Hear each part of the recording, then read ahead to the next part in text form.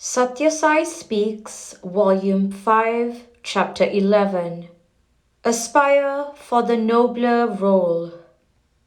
The body is the temple of the self. The world is a structure raised on one strong pillar.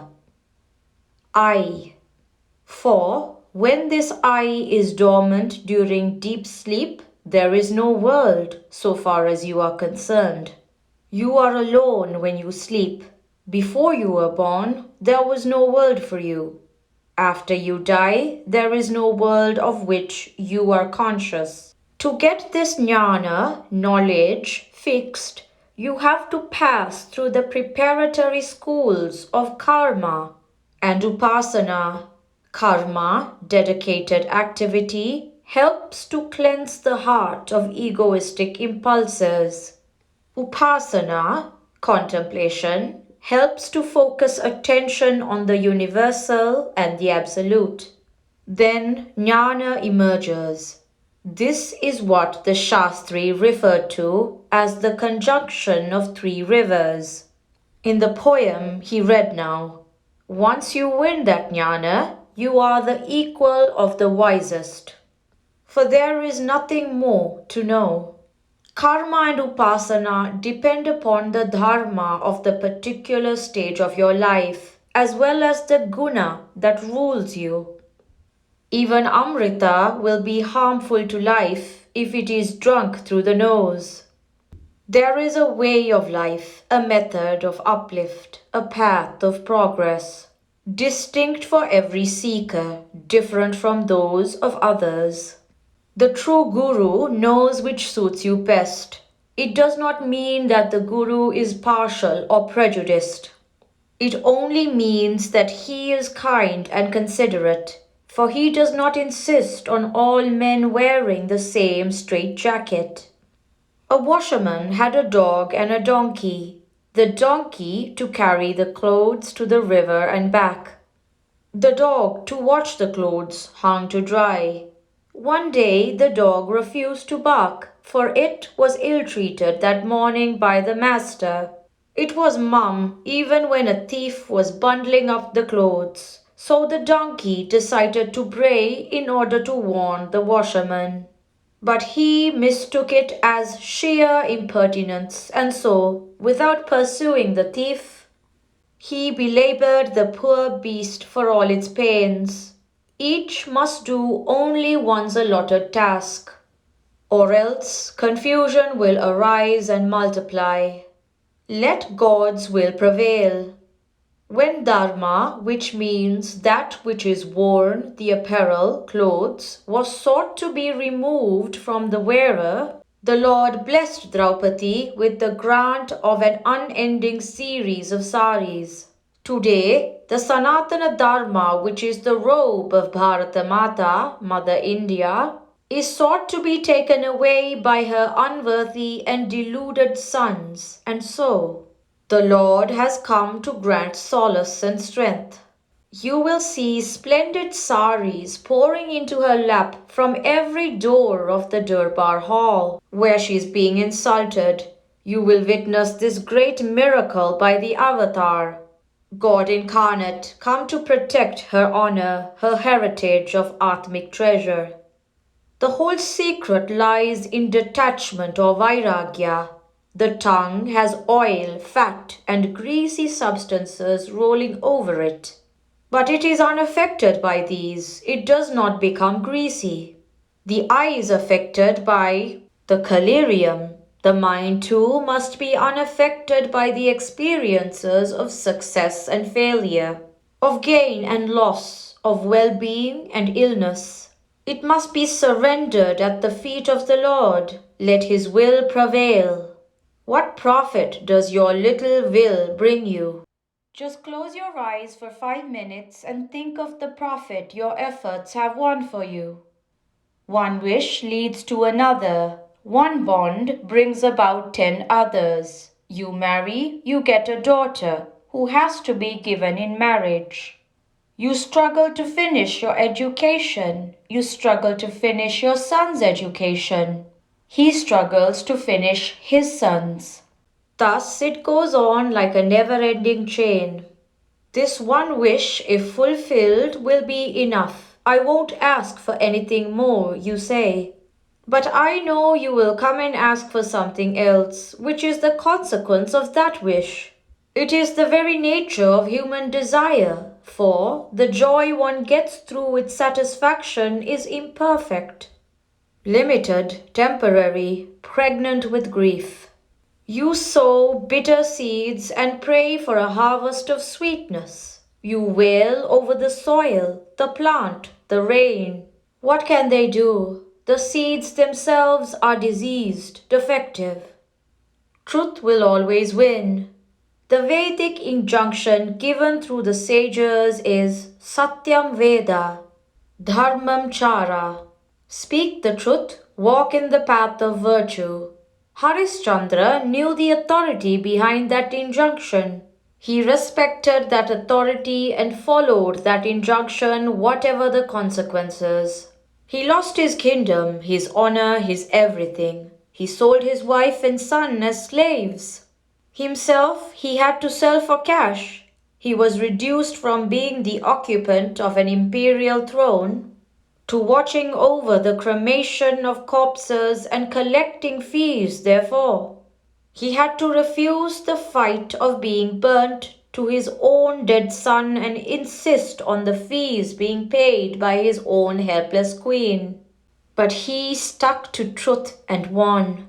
Truth will win, whatever the obstacle. Otherwise, the Vedas would not have commanded man to stick to it.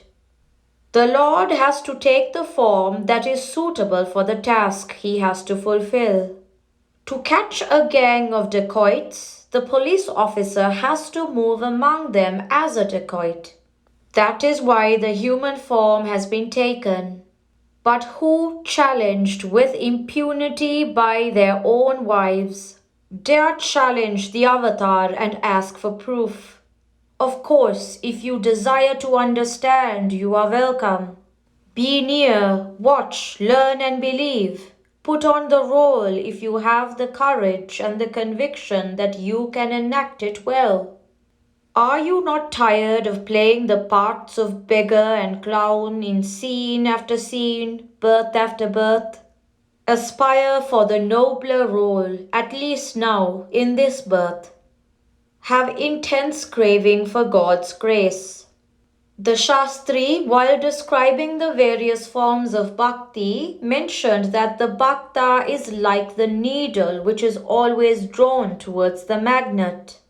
But the needle has to be near enough. It has also to be clean enough. You stay far away and complain that grace has not come. You do not scrape off by the process of repentance the mud and rust that prevent attachment.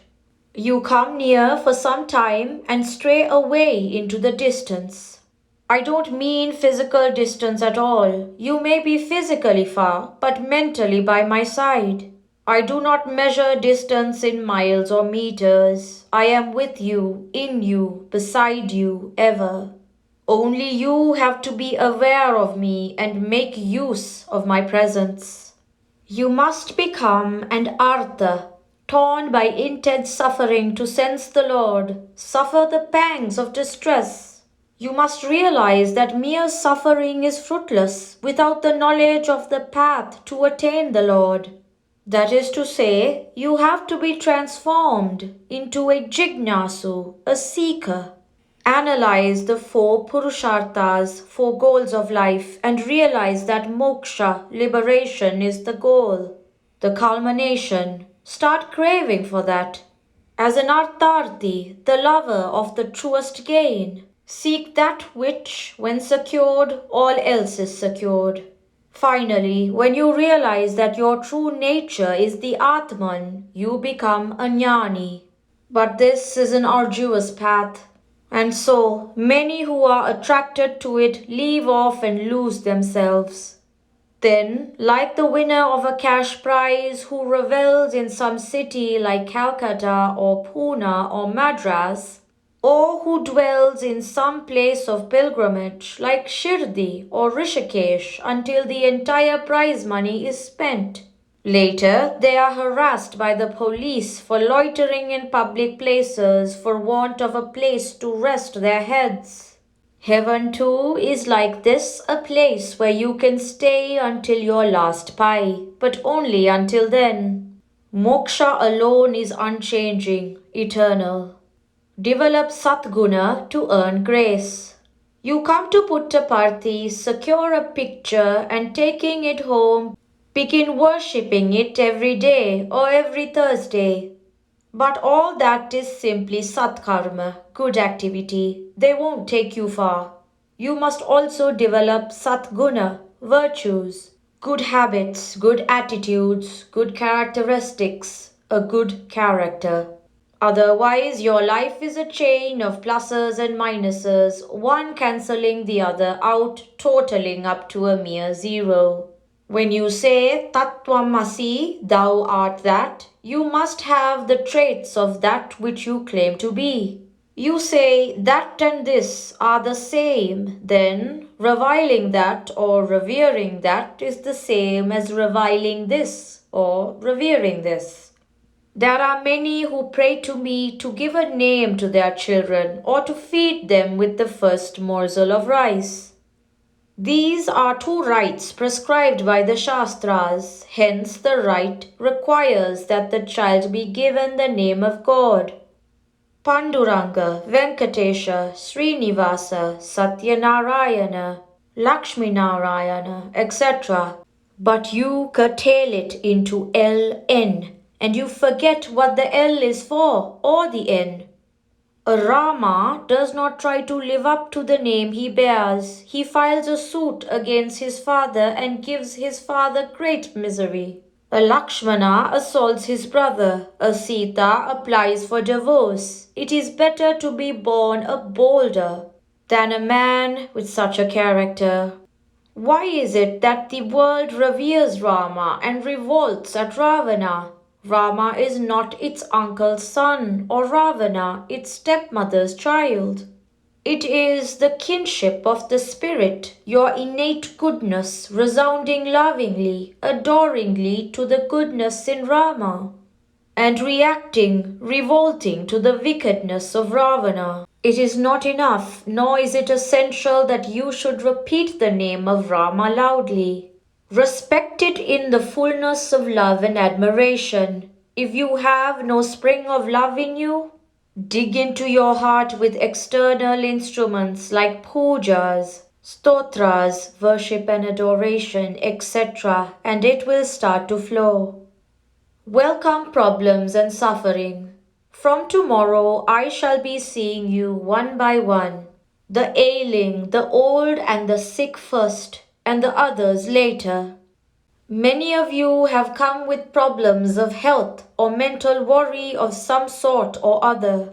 They are mere baits by which you have been brought here so that you may contact the grace and strengthen your faith in the divine. Problems and worry are really to be welcomed as they teach you the lessons of humility and reverence, but not all continue the attachment they are able to establish. They lose the fortune that has fallen into their hands. You will see the day when the Chitravati sands alone can accommodate the gatherings that assemble here from all parts of the world, when the sky alone can provide a roof for them all. Many hesitate to believe that things will improve, that life for all will be happy and full of joy, that the golden age will ever recur. Let me assure you that this Dharmasvarupa, righteousness personified, has not come in vain. It will succeed in averting the crisis that has come upon humanity. Prashanti Nilayam, March 3rd, 1965. No one has the right to advise others unless he is already practicing what he preaches. Sri Sathya Sai Baba.